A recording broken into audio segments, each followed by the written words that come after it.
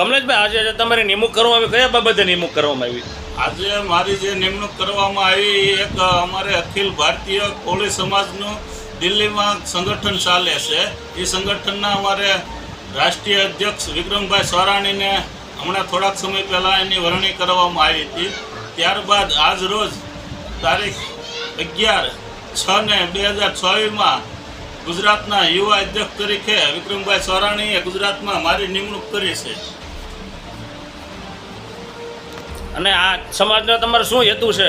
કોળી સમાજનો મારો એક જ હેતુ છે કે અમારે જે કાંઈ છે સેવાકીય પ્રવૃત્તિઓ માટે ઓનલી વન આ સંગઠન કર્યું છે અને સમુદાય સમાજને સાથે રાખી અને આ સંગઠન જવાબદારીપૂર્વક નિભાવશું.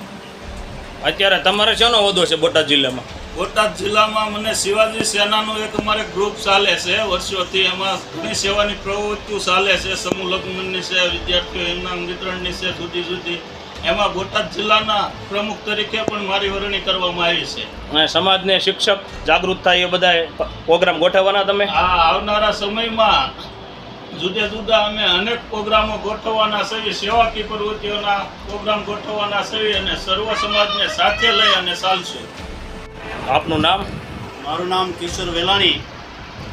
આજે જે અમારા જિલ્લાના અધ્યક્ષ એવા કમલેશભાઈ ચૌહાણની જ્યારે ગુજરાતના કોળી સમાજ જે યુવા અખિલ ભારતીય કોળી સમાજનું જે સંગઠન ચાલે છે એની અંદર ગુજરાતના યુવા પાંખની અંદર તેમને પ્રદેશ અધ્યક્ષ તરીકે તેમની નિમણૂક કરી છે. અને આજે મોટી સંખ્યામાં અહીંયા લોકો ભેગા મળી અને કરશનભાઈના સામૈયા કરી અને સર્વ સમાજ 18 આલમના લોકો ભેગા મળી અને એમના સામૈયા કરી અને એક ધામધૂમથી મીઠાઈ વેચી અને આ હરખને ખૂબથી વધાવવામાં આવ્યો છે. તો સમાજના હેતુ માટે કમલેશભાઈ અવારનવાર બધા પ્રોગ્રામ ગોઠવવાના છે, એમાં તમારા સહયોગી મિત્રને તમે શુભેચ્છા.